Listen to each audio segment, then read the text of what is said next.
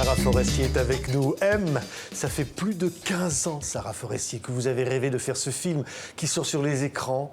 J'allais presque dire, c'est vous, ce film. Vous y avez tout mis, tout ce qui est en vous. C'est pas faux, c'est vrai. Il y a beaucoup de moi. Il y a une partie aussi, peut-être que... En fait, il y a beaucoup de vulnérabilité dans le film. De la part des deux personnages, mais aussi le film, je sais pas, j'ai l'impression que c'est un... Cette histoire d'amour, c'est comme si c'était un endroit où on a le droit d'être vulnérable. Ouais. On a le droit de ne pas être fort, de ne pas être...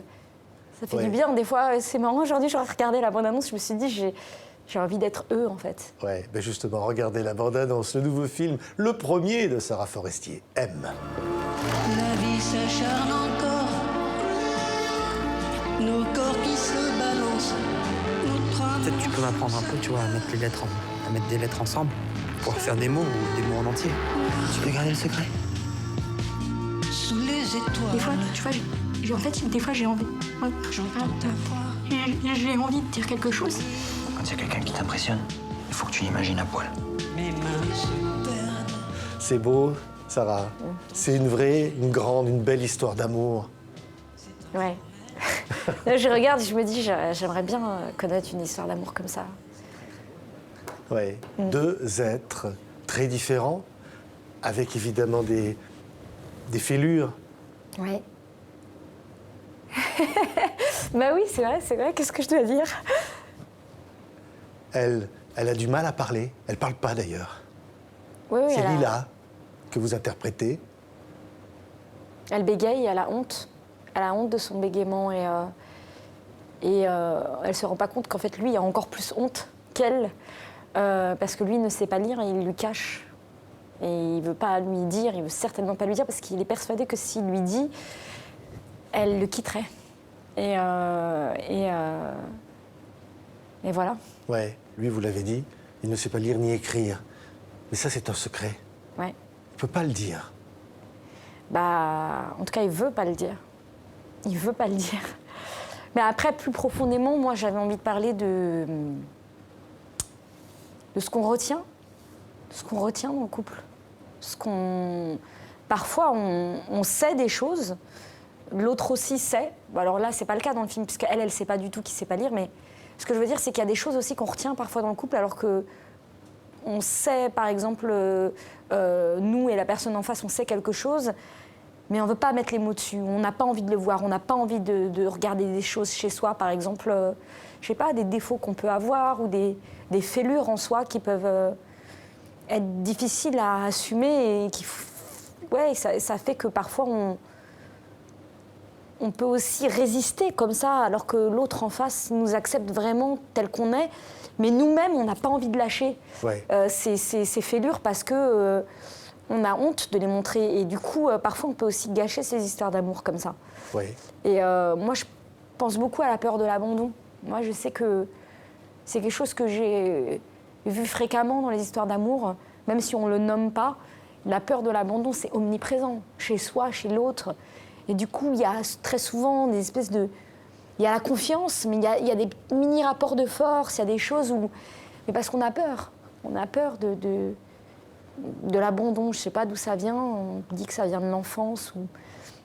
Mais finalement, je trouve que c'est très commun chez les gens. C'est pas... C'est très commun, quoi, en fait. C'est pas exceptionnel. Mo, formidablement interprété par Edouard Arjan, il lui dit, mais c'est eux les âmes souillées. Ouais. Il lui dit ça parce que... Il dit, ils ont des vieux corps aussi. Il me fait rire quand il dit ça. Mais oui, c'est ça. Il y a cette idée que les autres sont pas mieux que nous. Donc ça sert à rien de se rabaisser on s'en fout soi-même. des autres. Ouais, absolument. On s'en fout. Ouais. Oui, il est dans un espèce de truc, effectivement, de se dire, c'est rien de s'auto-flageller, en fait. Ouais. L'herbe n'est pas plus verte ailleurs, quoi. À un moment, il est écrit « Les maisons incendiées se penchent les unes vers les autres ». Ouais, c'est vrai. Les maisons incendiées se penchent l'une contre l'autre. C'est un des poèmes dans le film. Ouais. C'est ça, finalement, cette histoire d'amour. C'est aussi des pierres qui s'entrechoquent dans les voûtes. Il y a une espèce de... Ouais, c'est une vraie rencontre amoureuse, quoi. Il y a la surprise de la rencontre amoureuse, la le moment de se jauger et de savoir qu'est-ce qu'il y a en face, est-ce qu'il y a une vraie sincérité. Et après, il y a surtout comment on fait pour réussir son histoire d'amour. Enfin, j'aime pas trop le mot réussir, mais est-ce qu'on arrive à s'aimer et à vivre cet Ouais. amour. En fait, On a vivre l'impression cet qu'ils marchent au amour. bord d'un précipice. Bah, C'est déjà, ça il y a où un ils vont tomber. Bah, il y a un secret permanent déjà. Ouais. C'est-à-dire que lui n'accepte pas de se montrer tel qu'il est puisqu'il ne veut pas lui montrer lui avouer son illettrisme. Donc déjà, c'est très dur quand on ne peut pas être totalement soi-même. Ouais. Il y a un acteur extraordinaire, c'est Jean-Pierre Léaud qui fait une apparition, qui joue le père. Émouvant de voir Jean-Pierre Léaud aussi. J'allais dire, je sais pas, c'est assez beau aussi quand les gens assument leur tristesse ou leur malheur. Parce que le personnage de Jean-Pierre est dur et malheureux.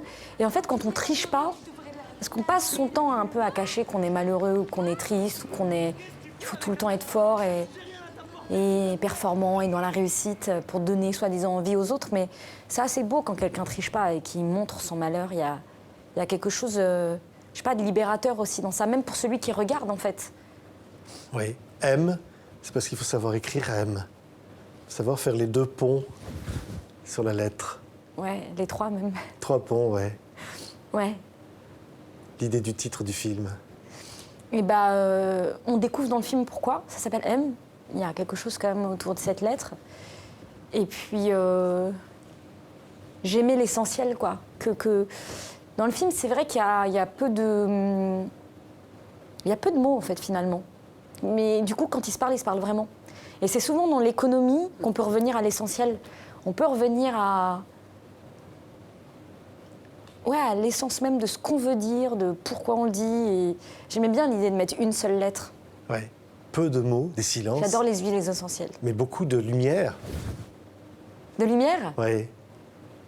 Bah c'est vrai surtout quoi.